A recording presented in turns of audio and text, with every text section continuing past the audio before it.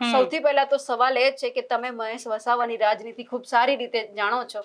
BTP માંથી ભાજપમાં જવું, ભાજપ છોડવું, કોંગ્રેસમાં આવવું, કઈ થશે કે પછી આ જ રીતે પક્ષ આમાં જવું તેમાં જવું ને પાછું ઘરે હતું એમ નમાવી જવું? જો રીતિ શરૂઆત તો આની અંદર ભારતીય જનતા પાર્ટી નો પક્ષ છોડ્યા બાદ એવું કહેવાતું હતું કે મહેશ વસાવા જે છે પોતાની અલગ રાજનીતિ કરશે, પણ આજે કોંગ્રેસમાં આવી ગયા. અને કારણ કે ક્યાંક ને ક્યાંક અત્યાર સુધી છોટુ વસાવા જે છે કોંગ્રેસ સમર્થક હતા અને કોંગ્રેસના સમર્થનથી એમની ઝઘડિયાની રાજનીતિ ચાલી રહી હતી. અને એ પણ એટલા માટે ચાલતી હતી કે અહેમદભાઈ ભરૂચથી આવતા હતા અને અહેમદ પટેલના સમર્થક તરીકે ચાલતા હતા.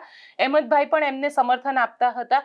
2017 ની અંદર જે ચૂંટણી થઈ હતી રાજ્યસભાની ચૂંટણી, એમાં 1 વોટે અહેમદ પટેલ જીત્યા હતા અને એ વોટ હતો છોટુભાઈ વસાવાનો જે બીટીપી પાર્ટીનો હતો. એટલે આમ જોવા જઈએ તો સંકટ સમયની સાંકળ તરીકે હંમેશા છોટુ વસાવા કોંગ્રેસને કામ લાગતા હતા. પણ હવે મહેશ વસાવા જે છે એ આજે કોંગ્રેસમાં જોડાયા છે.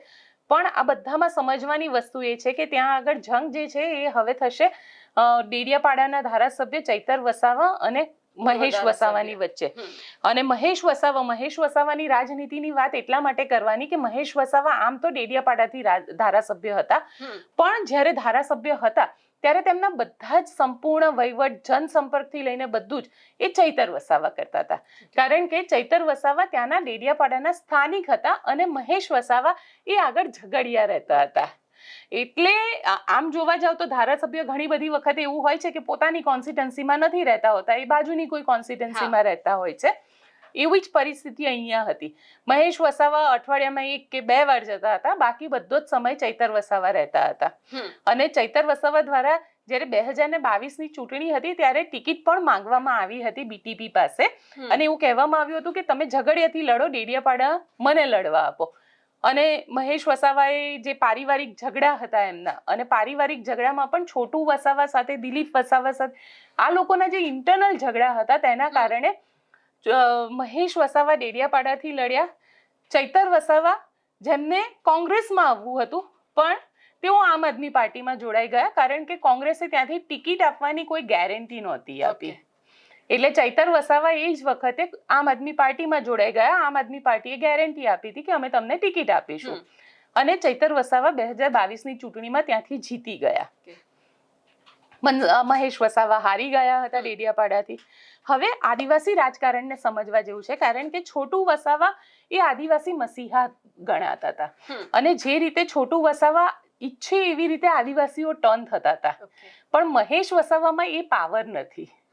મહેશ વસાવા આદિવાસીને ટર્ન નથી કરી શકતા, એ વોટને પોતાનામાં કન્વર્ટ નથી કરી શકતા, જે ચૈતર વસાવા કરી શકે છે. અને એક વસ્તુ તમે અહીંયા લખીને રાખો કે લોકોને એવા જ આદિવાસી નેતા ગમે છે કે જે આદિવાસી નેતા સરકારની સામે પડે છે. જો ચૈતર વસાવા હમણાં ભાજપમાં આવતા રહે ને તો એમની લોકપ્રિયતા ઘટી જાય, કારણ કે તમે ત્યાં બોલી નહીં શકો, તમે સરકારની સામે લડી નહીં શકો, એટલે તમારી લોકપ્રિયતા ત્યાં ઘટી જશે. લોકોને ચૈતર વસાવા એટલે ગમે છે કે બોલે છે, એ સરકારની સાથે લડે છે, એ અધિકારીઓને ખખડાવે છે, એ બહાર બેસી જાય છે, રોડ ઉપર બેસી જાય છે. મહેશ વસાવાની રાજનીતિ ક્યાંક ઉપર વધી ગઈ. મહેશ વસાવાને એવું હતું કે ભાજપમાં જોડાઈશ પછી મને કંઈક મળશે. જે દૂધધારા ડેરીનું રાજકારણ પણ આપણે જોઈ લીધું, એમાં પણ મહેશ વસાવા નિષ્ફળ રહ્યા. મનસુખ વસાવા મહેશ વસાવાને લઈને આવ્યા હતા, પણ અંતે થયું એવું કે બંને વચ્ચે જ મતભેદો ક્રિએટ થઈ ગયા, કારણ કે મનસુખ વસાવા જે છે, મનસુખ વસાવા ખૂબ આખા બોલા નેતા છે. એ કોઈ પણ ખોટું નહીં ચલાવે અને એ જ સમસ્યા અહીંયા આગળ મહેશ વસાવાને થઈ. એટલે ક્યાંક મહેશ વસાવાએ ત્યાં આગળ પ્રકાશ દેસાઈ અને અન્ય લોકોને મદદ કરી કે એ લોકોની સાથે જવાનો પ્રયત્ન કર્યો, પણ એ સેટ ના થઈ શક્યા અને છેલ્લે અલ્ટિમેટલી હવે કોંગ્રેસમાં આવી ગયા. મહેશ વસાવાને સાંભળ્યા, જે કોંગ્રેસ જ્યારે જોઈન કર્યું તો એ દ્રશ્ય પણ જોઈએ અને મહેશ વસાવાને પણ સાંભળીએ કે એમને શું કહ્યું. ને આપણે જે આ ચૂંટણી હમણાં તાલુકા જિલ્લાની જે ચૂંટણીઓ આવી રહી છે એમાં અમે પરિણામો લાવીને બતાવીશું. આપ તમે જોઈ લો, 14 જિલ્લાઓ 52 તાલુકા ગુજરાતની અંદર છે, એની અંદર અમે જબરજસ્ત મહેનત કરીશું. બીજું સાથે સાથે અત્યારે આ ભારતીય જનતા પાર્ટી ભાજપ આદિવાસી વિસ્તારમાં એક પ્રાણીને લાવ્યા છે. દિલ્હીથી આવેલા ઠગ લોકોનો એક એજન્ડાની ગાડી બન્યો છે. ગુજરાત જોડો યાત્રા કરવા માટે. એ ગુજરાત જોડો યાત્રા નથી, આદિવાસી તોડો યાત્રા કરે છે એ માણસ. કેમ કે એને આપણે સબક શીખવવો પડશે. એનું કારણ છે કે એ પણ ભાજપનું પ્યાદુત છે, બે ટીમ છે, એ આરએસએસ ની પેદાઈશ છે. અરવિંદ કેજરીવાલ ને આ અન્ના હજારે અને આ ભાજપે જ પેદા કર્યા છે. આ એના જ દીકરા છે, ભાજપના જ દીકરા છે. એટલે એવા લોકોને ઓળખી લેજો. એનું કારણ છે કે આવા માણસોને હાથા બનાવી, આપણે જયારે જંગલ કાપવાનું હોય તો આપણે લાકડીનો હાથો જોઈએ તો જંગલ કાપી શકીએ. માટે આ વિસ્તારમાં એક હાથો બનાવ્યો છે આદિવાસી વિસ્તારમાં, જેણે આ વિસ્તારની અંદર આ બાજુથી તે બાજુ દોડવાનું કામ કર્યું, પણ એ શું કઈ ઉગવાનું નથી. સાહેબ, હું ડેડિયાપાડામાં 22 વર્ષ લડ્યો છું. હું 2 વખત ધારાસભ્ય બન્યા છે. એ આજે જ્યાંથી ધારાસભ્ય છે ને, એમની એક પણ સીટ ત્યાં ગાડી તાલુકા જિલ્લામાં પણ નહીં આવવા દઈએ ને આવનારી વિધાનસભા પણ અમે એમને ત્યાં હરાવી દઈશું. અને આ ભરૂચની અંદરથી જયારે ભરૂચની ભૌગોલિક પરિસ્થિતિ છે, આદિવાસી, મુસ્લિમ, ઓબીસી અને એસસી આ મોટી વસ્તી છે. આવનારા સમયની અંદર તાલુકા અને જિલ્લા પંચાયતો અમે નર્મદા અને ભરૂચ જિલ્લામાંથી ઉભી કરીશું. આખા ગુજરાતની અંદર અમે ફરીથી આ કોંગ્રેસને ઉભી કરશું. જેવી રીતે 31 જિલ્લા પંચાયતો આગળ હતી, એવી રીતે જિલ્લા પંચાયતો અને નગરપાલિકાઓમાં બહુમતી આવવાની છે. એ દિવસે અમને ગરીબોનો રાજ આવશે. આ ગરીબો માટે, જળ જમીન જંગલ માટે લડશું. ને ખાસ કરીને ઉમરગામથી અંબાજી સુધી આ વિસ્તારમાં સિંચાઈનું પાણી નથી. આ એક ખેતરમાં અમે સિંચાઈ માટે પાણી લાવીશું. અમારા વિસ્તારમાં પણ અમે શેરડી, કપાસ, તુવેરો બધું કાયમ માટેનું અમારું અનાજ પાકે એવી વ્યવસ્થા આ કોંગ્રેસ સરકાર કરે છે. અને આ વિસ્તારની અંદર જેણે ખનીજો ચોરવાનું કામ કર્યું, જિજ્ઞેશભાઈએ કીધું કે મોટા લોકોના બંગલા શહેરોમાં બને છે. મારો આદિવાસી સમાજ ત્યાં મજૂરીએ જાય છે. કેમ કે આ વિસ્તારમાંથી જે બંગલાઓ બને છે એનું મટીરિયલ આ વિસ્તારમાંથી નીકળે છે. પથ્થરો, રેતી, પાણી, અને કારીગરો પણ આપણા જ લોકો છે, મજૂરો પણ આપણા જ લોકો છે. છતાં બી આજે બંગલા એ લોકોના બન્યા છે. ને આજે આદિવાસી વિસ્તારના ગામડાઓની અંદર જો કેમ બધાના ઝૂંપડા જ છે ને. આટલું મોટું જંગલ હતું, એ જંગલ ક્યાં જતું રહ્યું? હવે અહીંયા મહેશ વસાવાએ ચેતર વસાવાને ચેલેન્જ તો આપી દીધી છે, પણ ગોપીબેન છેલ્લે એ સમજી લે, ચેતર વસાવાને ચેલેન્જ આપવી, પણ મહેશ વસાવા કોંગ્રેસમાં જોડાયા છે, કોંગ્રેસને કોઈ ફાયદો કરાવશે? આમ તો જોવા જઈએ તો કોંગ્રેસને ફાયદા કરતા પણ ત્યાં આગળ એ વિસ્તારની અંદર નુકસાન ઘણું થશે, કારણ કે મહેશ વસાવાની એ લોકપ્રિયતા નથી. નેતા ખરા, પણ આદિવાસીઓમાં પણ એ જે લોકપ્રિયતા હોવી જોઈએ, આમના કરતા કદાચ છોટુ વસાવા હોત ને તો ટર્નઆઉટ વધારે હોત. એટલે છોટુ વસાવાની પોતાની એક લોકચાહના છે, છોટુ વસાવાનું પોતાનું લોકો માને છે, અને ખાસ કરીને આદિવાસી નેતાઓમાં પણ એટલો જ મોટો દબદબો છે. મહેશ વસાવાનું એ નથી. કોંગ્રેસમાંથી બીટીપી હતી, બીટીપીમાંથી ભાજપમાં ગયા, ભાજપમાંથી પાછા આવ્યા, પાછા કોંગ્રેસમાં ગયા. એટલે ક્યાંક પોલિટિકલી બેનિફિટ મને અહીંયા નથી દેખાતો. પણ હા, એટલું ચોક્કસથી કહી શકાય કે જો આની પાછળ છોટુ વસાવાનું મગજ હશે અને છોટુ વસાવા જો મહેશ વસાવાને મદદ કરશે તો ઝઘડિયાની અંદર 2027 માટે કોંગ્રેસને થોડો ફાયદો થઈ શકે છે. ટાઇફોઇડના કેસ વધી રહ્યા છે, મેયર છે, ડેપ્યુટી મેયર છે, ભાવનગરમાં ક્રિકેટમાં ક્યાંક વ્યસ્ત છે બેન. બિલકુલ, કોલેરાના કેસીસ વધી રહ્યા છે. જે ગટરનું પાણી છે એ પીવાના પાણી સાથે મિક્સ થઈ ગયું છે, અને આ અમદાવાદમાં કે ગાંધીનગરમાં એકલામાં નથી થયું. આ પહેલા ઇન્દોરમાં થયું હતું ને ત્યાં 10 બાળકોના મોત થયા હતા. અને જે મંત્રીએ ત્યાં આગળ જે કૈલાસ વિજયવર્ગીય એમના દ્વારા જે નિવેદન આપવામાં આવ્યું હતું ને પત્રકારને જે રીતે કહેવામાં આવ્યું હતું, એ ખરેખર ખૂબ શર્મનાક હતું. અને આજે જે મેયર અને ડેપ્ટી મેયરનું જે નિવેદન આવ્યું ક્રિકેટને લઈને, એ પણ ખૂબ શર્મનાક છે. કારણ કે અહીંયા આગળ ક્યાંક એ લોકોને એવું લાગી રહ્યું છે કે એ લોકોને સત્તા માથે ચડી ગઈ છે રીતે. કારણ કે આટલી મોટી ઘટના હોય, તમારા 100 થી વધારે બાળકો, અને એ પણ કોની ભૂલથી? કોર્પોરેશનની ભૂલથી. કારણ કે સ્વાભાવિક છે કે લોકો પોતે તો પાણીની લાઈન નથી જ નાખવા જવાના, કે એમાં ગટરનું પાણી મિક્સ નથી જ કરવાના. હવે જ્યારે લાઈન મિક્સ થઈ ગઈ છે તો ભૂલ તો કોકની તો હશે જ. સત્તાધારી પાર્ટીમાંથી જ કોકની તો એ ભૂલ છે.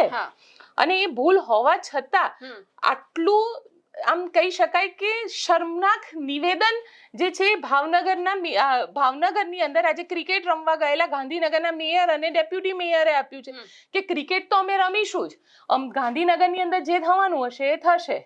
કારણ કે આ પ્રકારના નિવેદનથી એક વસ્તુ સ્પષ્ટ થઈ રહી છે કે આ લોકોને જનતાની નથી પડી, જનતાના જે પ્રશ્ન છે એની જરા પણ નથી પડી. એક બાળકીનું મૃત્યુ થઈ ચૂક્યું છે કોલેરાના કારણે અને એ પણ સંદિગ્ધ છે. અત્યારે એનું પીએમ ને બધું ચાલી રહ્યું છે. એના માતા પિતા ખૂબ હેરાન છે. એમનું બીજું બાળક પણ અત્યારે હોસ્પિટલાઇઝ છે અને અન્ય બાળકોને પણ અત્યારે હોસ્પિટલમાં દાખલ કરવામાં આવ્યા છે. 100 થી વધારે બાળકો છે, 50 જેટલા જે લોકો છે એ લોકોને ત્યાં આગળ થોડા ગંભીર બતાવવામાં આવ્યા છે. એટલે સ્થિતિ એ છે કે તમે આટલી લાપરવાહી કઈ રીતે રાખી શકે? અને ક્રિકેટ મહત્વની છે કે અહીંયાની સિચ્યુએશન મહત્વની છે?